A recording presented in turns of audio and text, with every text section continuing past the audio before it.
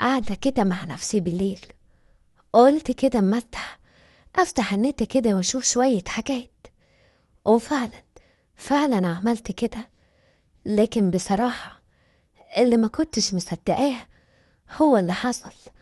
ايوه، اللي حصل كان صعب قوي. خصوصا ان انا يعني قاعدة كده لا شغلة ولا مشغلة بعد طلاقي، وقاعدة في البيت كمان لوحدي. يعني ممكن يحصل اي حاجة.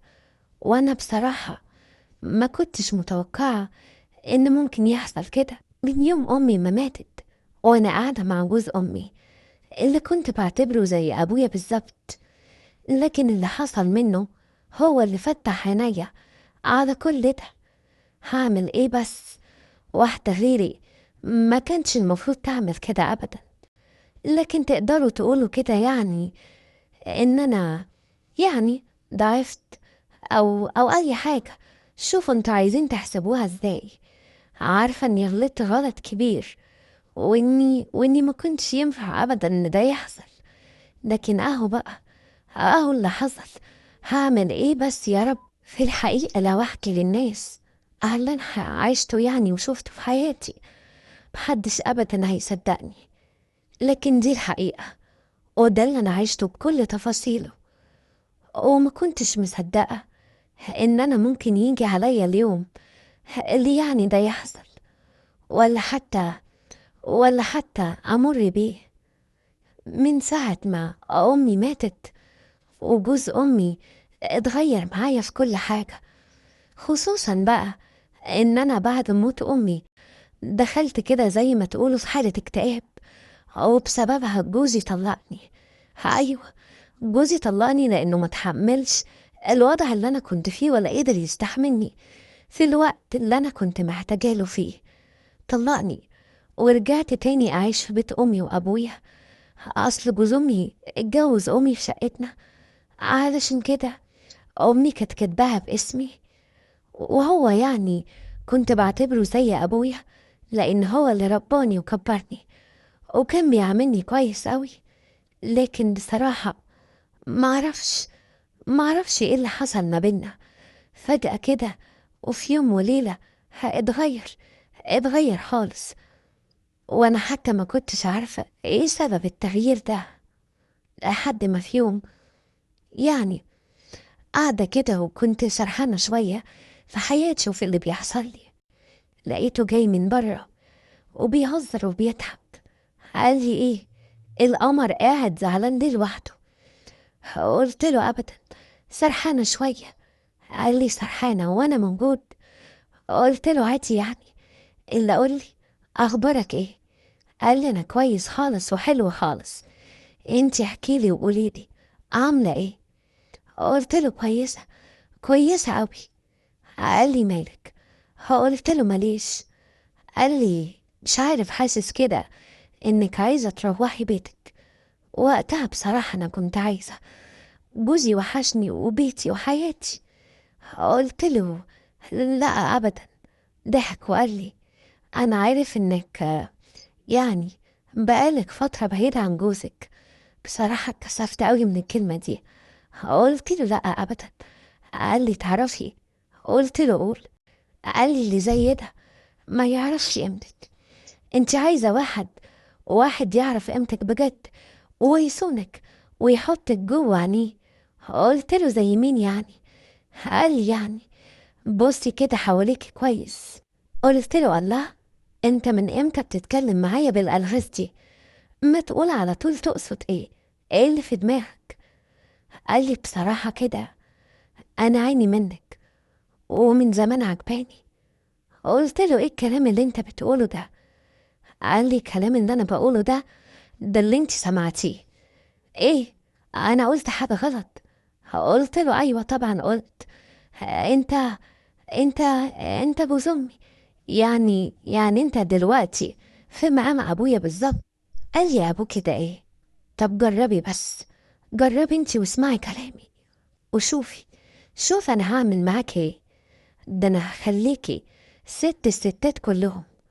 قلت له لا بقى، ده انت كده اتجننت رسمي. قال لي اتجننت. ليه اتجننت؟ عشان ايه اتجننت؟ عشان بحبك وعايزك. قلت له لا مش كده وبس، ده عشان اللي انت بتقوله ده جنون. مين بس يعمل كده ولا حتى يوافقك؟ قال لي وافقيني واسمعي كلامي وشوفي ايه اللي هيحصل. صدقيني، ده انت هتبقي احسن من كل الناس اللي زيك. قلت له بس انا مش عايزه ابقى احسن من حد. قال لي اسمعي كلامي، انا انا دلوقتي هثبتلك. وابتدى يعمل حاجات كتير. وانا بقى في الوقت ده مش عارفه اقول ايه، مش عارفه اقول لكم. هتصدقوني لو قلت ان انا كنت حاسه ان انا بحلم، وان انا مش عارفه اتملك على اعصابي كويس، وان كل اللي حصل ده حصل كده مره واحده. ما كنتش عامله حسابه يعني، ولا كنت حتى افكر ان ممكن ده يحصل. وهو بقيت اسال نفسي سؤال واحد بس: ايه كل ده؟ وامتى؟ امتى وازاي اصلا؟ ما كنتش عارفه اللي انا فيه ده حقيقه ولا بجد ولا خيال، ولا بحلم ولا ايه نظامي بالظبط. كل اللي كنت عارفاه كويس ان انا مبسوطه، مبسوطه قوي، لدرجه كمان غريبه. وما كنتش مصدقه ان انا عايشه في اللي انا فيه ده دلوقتي. وفضلنا على الحالة دي كتير، كتير قوي. طب تعرفوا، أنا لو كنت بحلم كنت هقول أكيد ده بيتهيألي، وإن الموضوع ده ما حصلش من الأساس. لكن أنا كنت متأكدة من كل حاجة بتحصل، كأني عايشاها تمام. أيوة، وكنت كمان بقول لنفسي يا ريت، يا ريت الموضوع يكمل. لكن طبعا ما كنتش أقدر أقول الكلام ده قدام. كنت يعني مش عارفة لسه هو ايه اللي في نيته ناحيتي. ولقيت نفسي بقوله أنا مش قدك ولا قد اللي انت بتعمله. لكن هو قال لي ده انت قدها وقدود. أنا عارف كويس قوي إن انت تقدري تعملي أكتر من اللي انت بتعمليه ده يجي 10 مرات. قلت له بعدين معاك بقى، انت عايز ايه؟ قال لي أنا عايزك تسمعي كلامي وتقولي لي حاضر على أي حاجة أنا بعملها، وصدقيني مش هتندمي. بالعكس، ده انتي ده انتي لو رفضتي يبقى كده ضيعتي فرصة عمرك. قلت له فرصة عمري؟ قال لي أيوة طبعا فرصة. انتي مش مصدقاني ولا ايه؟